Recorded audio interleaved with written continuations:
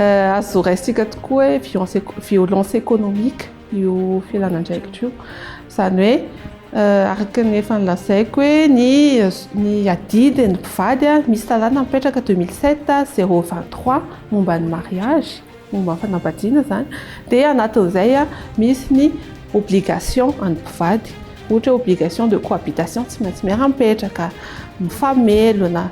assistance rehefa misy zavatra zany dia assistance zay le hoe mampivady dia rehefa tsy najaina ireo obligation ireo dia manana zo ny vehivavy manao mampiditra raharaha ny amin'ny fitsarana.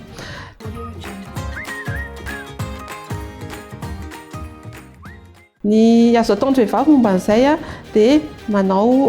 fangatahana iny anivon'ny fitsarana hoe pour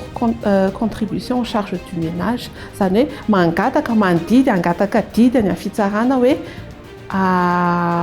amelona andovola ilay vehivavy satria indraindray manko ohatra hoe maro ny zanaky ny ankizy mivady dia tsy maintsy le vehivavy foana na miasa izy na tsy miasa dia izy mamelona an'le zaza fa le lehilahy mandeha any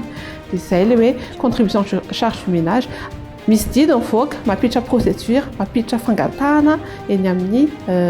mampiditra fangatahana na amin'ny alalan'ny avocat mpisolo vava na tonga dia izy magnanatona greffier en chef dia mampiditra fangatahana dia avy eo mahazo date d'audience dia rehefa avy eo amin'izay iny misy didiny mivoaka rehefa didim-pitsarana dia tsy maintsy mandidy an'ilay olona amin'izay andoha vola raha ohatra ka tsy verina intsony izy andoha vola na koa afaka maka raha ohatra ka tena hoe tsy volona intsony izy anoiny hoe tsy mety intsony ny fiarahamonina dia mangataka fisaraha-panambadiana.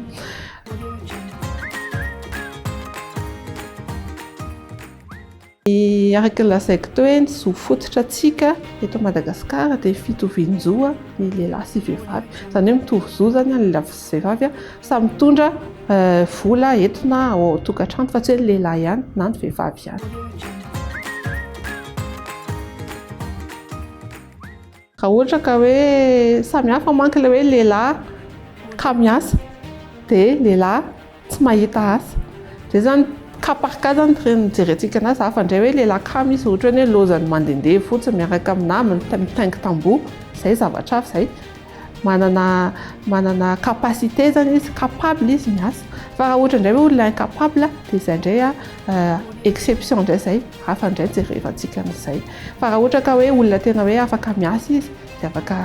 dia izay le lazany lalàna hoe obligation ny mpivady tokony mifamelona ny mpivady.